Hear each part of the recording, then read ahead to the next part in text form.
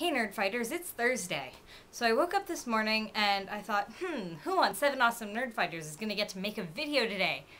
And then I realized it was me and that I had no idea what to talk about. You know, we haven't really been doing the questions this week just because everything got confused, but everything should be back to normal and up and running next week, hopefully. We'll keep our fingers crossed. Everyone, by the way, who hasn't checked out the topic thing in our forum, go do that. I know that James, Jonathan, and I think JC has, but if you haven't, go check it out. It's important stuff.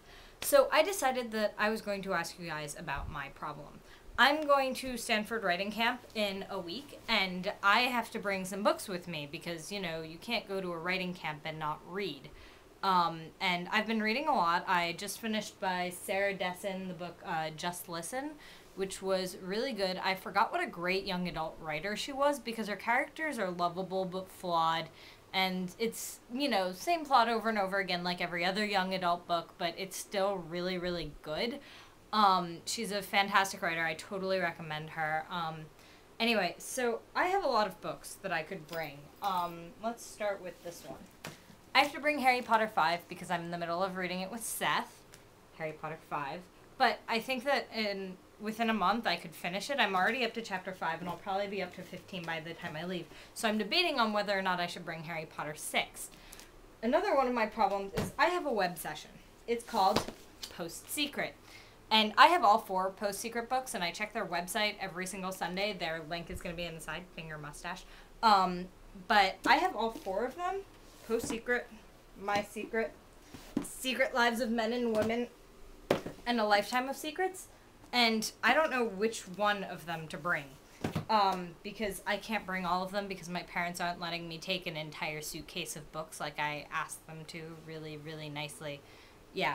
Then I could bring the second Janet Ivanovich novel, which I haven't even started reading yet just because I realized that I'm not a mystery person.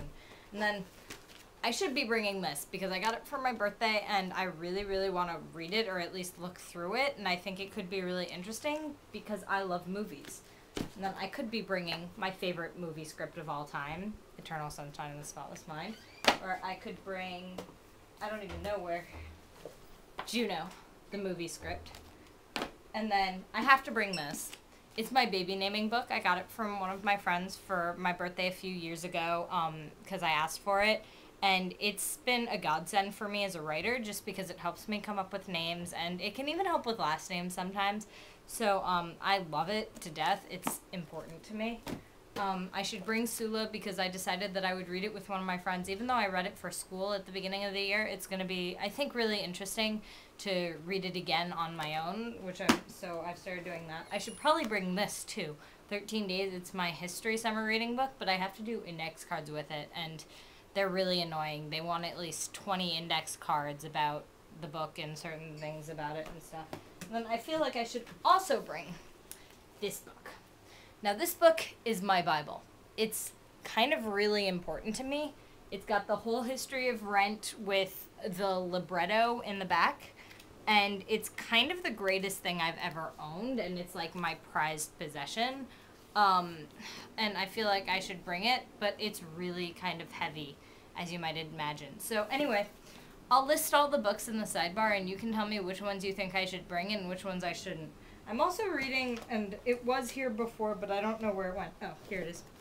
Half Magic by Edward Eager, just because I had nothing else to read. It's this really fantastic series, like, not series, but Edward Eager is the best fantasy writer of all time. They're not long books, and they're really, like, easy to read, but they're so good, and I still love them, even though I've read them all about 20 times each. Yeah, and I love them. So anyway, if you have any suggestions, leave them in comments. And I realize that we haven't had any video responses, but video responses are most definitely welcome. And I will see JC, hopefully fingers crossed, tomorrow. Bye.